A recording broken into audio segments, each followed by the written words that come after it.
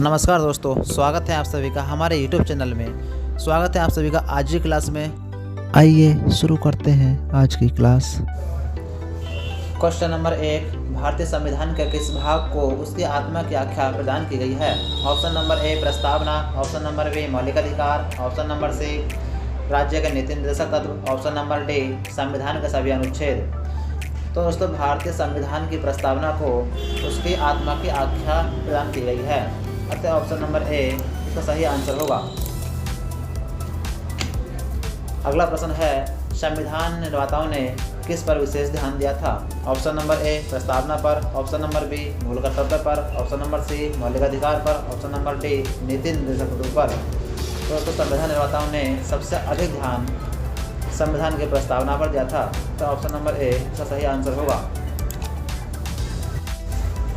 अगला प्रश्न है, भारतीय संविधान को किसने बनाया? ऑप्शन नंबर ए संविधान सभा ने, ऑप्शन नंबर बी ब्रिटिश संसद ने, ऑप्शन नंबर सी भारतीय संसद ने, option number D governor general ने।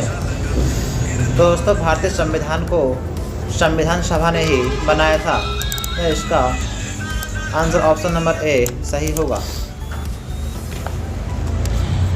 अगला क्वेश्चन है, संविधान सभा के लिए चुनाव कब संपन्न हुए? ऑप्शन नंबर ए 1945 में, ऑप्शन नंबर बी 1946 में, ऑप्शन नंबर सी 1947 में, ऑप्शन नंबर डी 1948 में। दोस्तों, संविधान सभा के लिए चुनाव 1946 ईस्वी में संपन्न हुए थे, तो ऑप्शन नंबर बी इसका सही आंसर होगा। अगला प्रश्न है, भारतीय संविधान सभा की स्थापना कब हुई? ऑप्शन नंबर ए 10 जून 1946, ऑप्शन नंबर बी 9 दिसंबर 1946, ऑप्शन नंबर सी 26 नवंबर 1949, ऑप्शन नंबर डी 26 दिसंबर 1949। दोस्तों, संविधान सभा की स्थापना 9 दिसंबर 1946 ईस्वी को हुई थी और इसी दिन सच्चिदानंद सिन्हा को संविधान सभा का अस्थायी अध्यक्ष चुना गया था, अतः ऑप्शन नंबर बी इसका सही आंसर होगा। अगला प्रश्न है, संविधान सभा का प्रथम अधिवेशन कहाँ हुआ था? ऑप्शन नंबर ए मुंबई में, ऑप्शन नंबर बी कोलकाता में, ऑप्शन नंबर सी लाहौर में, ऑप्शन नंबर डी दिल्ली में। तो दोस्तों, संविधान सभा का प्रथम अधिवेशन दिल्ली में हुआ था, तो ऑप्शन नंबर डी इसका सही आंसर होगा। अगला प्रश्न है, संविधान सभा के उद्घाटन अधिवेशन की अध्यक्षता किसने की थी? Option number A Pandit Jawaharlal Nehru, option number B doctor Sachchidananda Sinha, option number C BR Ambedkar, option number D Shri Rajagopalachari. तो दोस्तों, संविधान सभा के उद्घाटन अधिवेशन की अध्यक्षता करने वाले व्यक्ति सच्चिदानंद सिन्हा थे, तो ऑप्शन नंबर बी इसका सही आंसर होगा। अगला प्रश्न है, संविधान सभा का पहला सत्र हुआ था? ऑप्शन नंबर ए 16 अगस्त 1947 को, ऑप्शन नंबर बी 26 जनवरी 1948 को, ऑप्शन नंबर सी 9 दिसंबर 1946 को, ऑप्शन नंबर डी 26 नवंबर 1946 को। तो दोस्तों, संविधान सभा का पहला सत्र 9 दिसंबर 1946 ईस्वी को हुआ था और इसी दिन सच्चिदानंद सिन्हा को संविधान सभा का अस्थायी अध्यक्ष चुना गया था, तो ऑप्शन नंबर सी इसका सही आंसर होगा। अगला प्रश्न है, संविधान सभा के अस्थायी अध्यक्ष कौन थे? Option number A BR Ambedkar, option number B doctor Rajendra Prasad, option number C Sachchidananda Sinha, option number D KM Munshi. तो दोस्तों, संविधान सभा के अस्थायी अध्यक्ष सच्चिदानंद सिन्हा थे, जो केवल 2 दिनों के लिए चुने गए थे और इन्हें 9 दिसंबर 1946 ईस्वी को संविधान सभा का अस्थायी अध्यक्ष चुना गया था, तो ऑप्शन नंबर सी इसका सही आंसर होगा।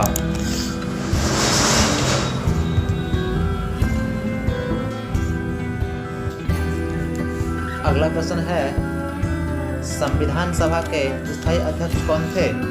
Option number A BN Rao, option number B BR Ambedkar, option number C doctor Rajendra Prasad, option number D Sachchidananda Sinha. तो दोस्तों, संविधान सभा के स्थायी अध्यक्ष के रूप में डॉक्टर राजेंद्र प्रसाद को चुना गया था। इन्हें 11 दिसंबर 1946 ईस्वी को चुना गया था, जबकि इनसे पहले सच्चिदानंद सिन्हा को अस्थायी अध्यक्ष चुना गया था, तो ऑप्शन नंबर सी इसका सही आंसर होगा।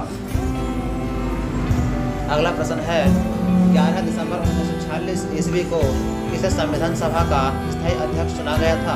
Option number A Jawaharlal Nehru, option number B doctor Rajendra Prasad, option number C B R. Ambedkar, option number D K M. Munshi, option number E उपर्युक्त में से कोई नहीं। तो दोस्तों 11 दिसंबर 1946 ईस्वी को संविधान सभा के स्थायी अध्यक्ष के रूप में डॉक्टर राजेंद्र प्रसाद को चुना गया था। तो ऑप्शन नंबर बी इस प्रश्न का सही आंसर होगा। अगला प्रश्न है संविधान सभा के संवैधानिक सलाहकार कौन थे? Option number A Sachchidananda Sinha, option number B K M. Munshi, option number C B N. Rao, option number D T T. Krishnamachari. दोस्तों संविधान सभा के संवैधानिक सलाहकार के रूप में बी.एन. राव को नियुक्त किया गया था। तो ऑप्शन नंबर सी इसका सही आंसर होगा। अगला प्रश्न है संविधान सभा के चुने हुए स्थायी अध्यक्ष कौन थे? Option number A doctor B R. Ambedkar, option number B Sachchidananda Sinha, option number C doctor Rajendra Prasad, option number D S Radhakrishnan. तो दोस्तों संविधान सभा के स्थायी अध्यक्ष के रूप में डॉक्टर राजेंद्र प्रसाद को चुना गया था। तो ऑप्शन नंबर सी इसका सही आंसर होगा। अगला प्रश्न है भारत को गणतंत्र क्यों कहा जाता है? ऑप्शन नंबर ए इसके विधानमंडलों की अधिकतम संख्या जनता द्वारा प्रत्यक्ष चुनी जाती है, ऑप्शन नंबर बी यह राज्यों का एक संघ है, ऑप्शन नंबर सी भारतीय नागरिक मूलभूत अधिकारों का उपयोग करती है, ऑप्शन नंबर डी यहाँ राज्य का प्रमुख निर्धारित अवधि के लिए निर्वाचित होता है। अतः दोस्तों भारत को गणतंत्र इसलिए कहा जाता है क्योंकि यहाँ राज्य का प्रमुख निर्धारित एक निश्चित अवधि के लिए निर्वाचित किया जाता है। अतः ऑप्शन नंबर डी इसका सही आंसर होगा। अगला प्रश्न है भारत है एक, ऑप्शन नंबर ए धर्मनिरपेक्ष राष्ट्र, ऑप्शन नंबर बी हिंदू राष्ट्र, ऑप्शन नंबर सी हिंदू मुस्लिम राष्ट्र, ऑप्शन नंबर डी इनमें से कोई नहीं। अतः दोस्तों भारत एक धर्मनिरपेक्ष राष्ट्र है। अतः ऑप्शन नंबर ए इसका सही आंसर होगा। अगला प्रश्न है धर्मनिरपेक्षता का अर्थ है? ऑप्शन नंबर ए राज्य सरकार सभी धर्म के खिलाफ, ऑप्शन नंबर बी राज्य सरकार द्वारा एक धर्म को स्वीकार करना, ऑप्शन नंबर सी राज्य सरकार द्वारा किसी धर्म को स्वीकार नहीं करना, ऑप्शन नंबर डी उपरोक्त में से कोई नहीं। दोस्तों धर्मनिरपेक्षता का अर्थ होता है कि राज्य सरकार द्वारा किसी एक विशेष धर्म को स्वीकार नहीं करना, मतलब किसी एक विशेष धर्म को मान्यता न देना। अतः ऑप्शन नंबर सी इसका सही आंसर होगा।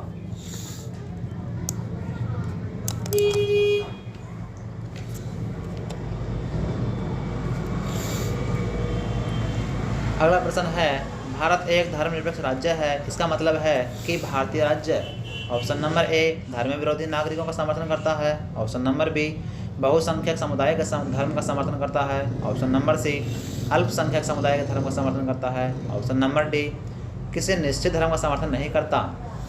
दोस्तों भारत एक धर्मनिरपेक्ष राज्य इसलिए है कि यह किसी निश्चित धर्म का समर्थन नहीं करता। अतः ऑप्शन नंबर डी इसका सही आंसर होगा। अगला प्रश्न है गणतंत्र होता है? ऑप्शन नंबर ए केवल एक लोकतांत्रिक राज्य, ऑप्शन नंबर बी अध्यक्षीय पद्धति शासन वाला राज्य, ऑप्शन नंबर सी संसदीय पद्धति शासन वाला राज्य, ऑप्शन नंबर डी राज्य जहां पर अध्यक्ष वंशानुगत रूप से न हो। दोस्तों गणतंत्र राज्य या गणतंत्र देश वो होता है जहाँ पर कोई भी अध्यक्ष या उसका प्रमुख वंशानुगत रूप से ना चुना जाता हो। अतः दोस्तों गणतंत्र का मतलब होता है कि राज्य जहाँ पर अध्यक्ष वंशानुगत रूप से न हो। अतः ऑप्शन नंबर डी इसका सही आंसर होगा।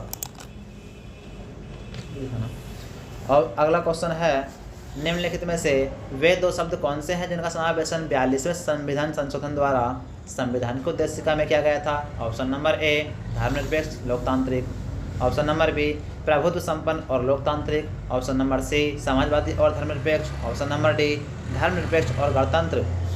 तो दोस्तों 42वें संविधान संशोधन 1976 द्वारा संवैधानिक उद्देशिका में समाजवादी और धर्मनिरपेक्ष इन दो शब्दों को जोड़ा गया था। अतः ऑप्शन नंबर सी इसका सही आंसर होगा। अगला प्रश्न है भारतीय संविधान की प्रस्तावना में भारत को किस रूप में घोषित किया गया है? ऑप्शन नंबर ए एक सार्वभौम प्रजातांत्रिक गणतंत्र, ऑप्शन नंबर बी एक समाजवादी और प्रजातांत्रिक गणतंत्र, ऑप्शन नंबर सी एक प्रभुत्व संपन्न समाजवादी धर्मनिरपेक्ष और प्रजातांत्रिक गणराज्य, ऑप्शन नंबर डी इनमें से कोई नहीं। अरे दोस्तों, भारतीय संविधान की प्रस्तावना में भारत को एक प्रभुत्व संपन्न समाजवादी धर्मनिरपेक्ष और प्रजातांत्रिक गणराज्य के रूप में घोषित किया गया है। अतः ऑप्शन नंबर सी इसका सही आंसर होगा। अगला प्रश्न है, भारत एक गणतंत्र है, इसका अर्थ है? ऑप्शन नंबर ए सभी मामलों में अंतिम अधिकार जनता के पास है, ऑप्शन नंबर बी भारत में संसदीय शासन व्यवस्था है, ऑप्शन नंबर सी भारत में वंशानुशासक नहीं है, ऑप्शन नंबर डी भारत राज्यों का एक संघ है। दोस्तों, भारत एक गणतंत्र है, इसका सही अर्थ होता है कि भारत में वंशानुगत शासक नहीं है। अतः ऑप्शन नंबर सी इसका सही आंसर होगा। अगला क्वेश्चन है, निम्नलिखित में से कौन सा शब्द भारत के संविधान की उद्देशिका में नहीं है? ऑप्शन नंबर ए समाजवादी, ऑप्शन नंबर बी पंथ निरपेक्ष, ऑप्शन नंबर सी प्रभुत्व संपन्न, ऑप्शन नंबर डी लोक कल्याण। तो दोस्तों, लोक कल्याण शब्द भारतीय संविधान की उद्देशिका में नहीं है, बाकी के तीनों शब्द उद्देशिका में वर्णित हैं। अतः ऑप्शन नंबर डी इसका सही आंसर होगा। अगला प्रश्न है, कल्याणकारी राज्य का उद्देश्य है? ऑप्शन नंबर ए अधिकतम संख्या का अधिकतम कल्याण सुनिश्चित करना, ऑप्शन नंबर बी कमजोर वर्गों के कल्याण का प्रबंध करना, ऑप्शन नंबर सी सभी नागरिकों को स्वस्थ सुविधाएं प्रदान करना, ऑप्शन नंबर डी उपयुक्त में से कोई नहीं। दोस्तों, कल्याणकारी राज्य का उद्देश्य होता है कि जो भी कमजोर वर्ग हैं उन सभी का कल्याण का प्रबंध करे। अतः ऑप्शन नंबर बी इसका सही आंसर होगा। अगला प्रश्न है, भारत को एक गणराज्य मुख्य रूप से माना जाता है क्योंकि? ऑप्शन नंबर ए राज्याध्यक्ष का चुनाव होता है, ऑप्शन नंबर बी उसे 15 अगस्त 1947 को स्वतंत्रता मिली थी, ऑप्शन नंबर सी उसका अपना लिखित संविधान है, ऑप्शन नंबर डी उसकी सरकार संसदीय प्रणाली के अनुसार है। दोस्तों, भारत को एक गणराज्य मुख्य रूप से इसलिए माना जाता है क्योंकि वहाँ पर प्रत्येक राज्य के राज्य अध्यक्ष का चुनाव होता है। तो ऑप्शन नंबर ए इसका सही आंसर होगा। अगला प्रश्न है, भारतीय संविधान की प्रस्तावना के सिलसिले में निम्नलिखित में कौन क्रम सही है? ऑप्शन नंबर ए गणतंत्र, जनवादी, धर्मनिरपेक्ष, समाजवादी और सार्वभौम सत्ता संपन्न, ऑप्शन नंबर बी सार्वभौम सत्ता संपन्न समाजवादी जनवादी और धर्मनिरपेक्ष गणतंत्र, ऑप्शन नंबर सी सार्वभौम सत्ता संपन्न जनवादी धर्मनिरपेक्ष समाजवादी गणतंत्र, ऑप्शन नंबर डी सार्वभौम सत्ता संपन्न समाजवादी धर्मनिरपेक्ष और जनवादी गणतंत्र। दोस्तों, भारतीय संविधान की प्रस्तावना में जो वर्णित शब्द हैं उनका सही क्रम होगा सार्वभौम सत्ता संपन्न समाजवादी धर्मनिरपेक्ष और जनवादी गणतंत्र। तो ऑप्शन नंबर डी इसका सही आंसर होगा। अगला क्वेश्चन है, संविधान की प्रस्तावना में प्रयुक्त शब्द सेक्युलर का अर्थ है? ऑप्शन नंबर ए सभी नागरिकों को धर्म एवं उपासना की स्वतंत्रता होना, ऑप्शन नंबर बी एकेश्वरवाद होना, ऑप्शन नंबर सी बहुदेववाद होना, ऑप्शन नंबर डी सभी धर्मों की अस्वीकृति। दोस्तों, संविधान की प्रस्तावना में जो सेक्युलर शब्द का प्रयोग किया गया है उसका अर्थ होता है कि सभी नागरिकों को धर्म एवं उपासना की स्वतंत्रता। अतः ऑप्शन नंबर ए इसका सही आंसर होगा। अगला प्रश्न है, शब्द धर्मनिरपेक्ष भारत के संविधान की प्रस्तावना में जोड़ा गया था, इसके विषय में निम्नलिखित कथनों में से कौन सही है? ऑप्शन नंबर एक यह वर्ष 1976 में जोड़ा गया था, नंबर 2 यह 44वें संविधान संशोधन द्वारा जोड़ा गया था, नंबर 3 यह 42वें संविधान संशोधन द्वारा जोड़ा गया था, नंबर 4 यह मूल प्रस्तावना में था। उत्तर निम्नलिखित कोड से चुनकर दीजिए। ऑप्शन नंबर ए 1 और 2, ऑप्शन नंबर बी 1 और 3, ऑप्शन नंबर सी केवल 4, ऑप्शन नंबर डी केवल 3। अतः दोस्तों, संविधान की प्रस्तावना में जो धर्मनिरपेक्ष शब्द जोड़ा गया था वह 42वें संविधान संशोधन द्वारा वर्ष 1976 में जोड़ा गया था। तो ऑप्शन नंबर बी 1 और 3 इसका सही आंसर होगा।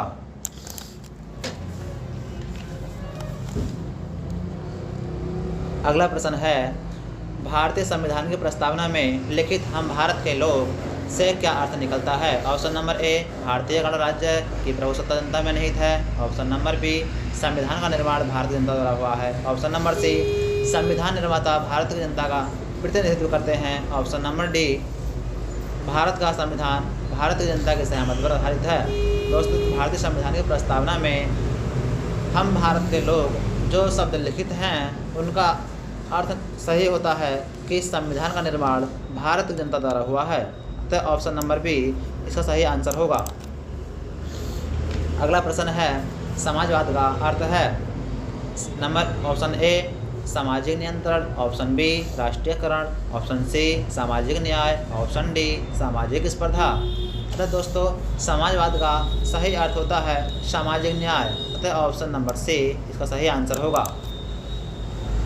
अगला प्रश्न है, भारतीय संविधान में समवर्ती सूची किसका संविधान से ली गई है। Option A, USA. Option B, Canada. Option C, Germany. Option D, Australia.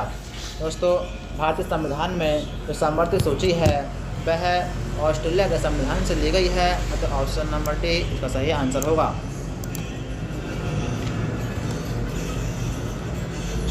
अगला प्रश्न है, भारतीय संविधान की आत्मा किसे कहा जाता है। ऑप्शन ए, प्रस्तावना। ऑप्शन बी, मूलाधिकार। ऑप्शन सी, नीति निर्देशक तत्व। ऑप्शन डी, उपयुक्त सभी। दोस्तों, भारतीय संविधान की आत्मा संविधान की प्रस्तावना को कहा जाता है। तो ऑप्शन नंबर ए इसका सही आंसर होगा। अगला प्रश्न है, भारत में लौकिक सार्वभौमिकता है क्योंकि संविधान की प्रस्तावना प्रारंभ होती है। ऑप्शन नंबर ए, हम भारत के लोक शब्दों से। ऑप्शन नंबर बी, जनता के जनतंत्र शब्दों से। ऑप्शन नंबर सी, जनता के लोकतंत्र शब्दों से। ऑप्शन नंबर डी, प्रजातंत्रीय भारत शब्दों से। दोस्तों, संविधान की प्रस्तावना हम भारत के लोग शब्दों से प्रारंभ होती है, इसलिए भारत में लौकिक सार्वभौमिकता फैली है। तो ऑप्शन नंबर ए इसका सही आंसर होगा। अगला प्रश्न है, भारतीय संविधान की प्रस्तावना पर किस क्रांति का प्रभाव नहीं झलकता है। ऑप्शन नंबर ए, फ्रांसीसी क्रांति 1789। ऑप्शन नंबर बी, अमेरिकी क्रांति 1776। ऑप्शन नंबर सी, बोल्शेविक क्रांति 1917। ऑप्शन नंबर डी, चीन की क्रांति 1912। दोस्तों, भारतीय संविधान की प्रस्तावना पर चीन की क्रांति 1912 का कोई भी प्रभाव दिखाई नहीं देता। तो ऑप्शन नंबर डी इसका सही आंसर होगा। अगला प्रश्न है, मूल भारतीय संविधान के अनुसार भारत एक है। ऑप्शन नंबर ए, प्रभुत्व संपन्न और लोकतंत्रात्मक गणराज्य है। ऑप्शन नंबर बी, प्रभुत्व संपन्न धर्मनिरपेक्ष समाजवादी गणराज्य है। ऑप्शन नंबर सी, प्रभुत्व संपन्न धर्मनिरपेक्ष और लोकतंत्रात्मक गणराज्य है। ऑप्शन नंबर डी, प्रभुत्व संपन्न समाजवादी और लोकतंत्रात्मक गणराज्य है। दोस्तों, मूल भारतीय संविधान के अनुसार भारत एक प्रभुत्व संपन्न और लोकतंत्रात्मक गणराज्य है। दोस्तों, ऑप्शन नंबर ए इसका सही आंसर होगा। अगला प्रश्न है, संविधान के अंतर्गत भारतीय लोकतंत्र के आदर्शों को हम कहाँ देख सकते हैं। ऑप्शन नंबर ए, भाग 1। बी, प्रस्तावना। सी, भाग 3। डी, भाग 4। दोस्तों, संविधान की प्रस्तावना में हम भारतीय लोकतंत्र के आदर्शों को देख सकते हैं। तो ऑप्शन नंबर बी इसका सही आंसर होगा। अगला प्रश्न है, 42वें संविधान संशोधन अधिनियम 1976 द्वारा प्रस्तावना में किस शब्द को नहीं जोड़ा गया। ए, धर्मनिरपेक्ष। बी, समाजवादी। सी, गुटनिरपेक्ष। डी, एकता और अखंडता। दोस्तों, 42वें संविधान संशोधन अधिनियम 1976 द्वारा भारतीय संविधान की प्रस्तावना में गुटनिरपेक्ष शब्द को नहीं जोड़ा गया था। अतः ऑप्शन नंबर सी इसका सही आंसर होगा। अगला प्रश्न है, भारतीय संविधान की प्रस्तावना के बारे में कौन सा कथन सही है। ऑप्शन नंबर ए, समाजवादी धर्मनिरपेक्ष शब्द 1950 में लागू संविधान के अंग थे। ऑप्शन नंबर बी, उक्त शब्द 1976 में संशोधन द्वारा जोड़े गए। ऑप्शन नंबर सी, उक्त शब्द 1985 में संशोधन द्वारा जोड़े गए। ऑप्शन नंबर डी, उक्त शब्द संविधान की प्रस्तावना के अंग नहीं थे। दोस्तों, भारतीय संविधान की प्रस्तावना के बारे में जो कथन सही है वो है उक्त शब्द 1976 में 42वें संविधान संशोधन द्वारा जोड़े गए थे। तो ऑप्शन नंबर बी इसका सही आंसर होगा।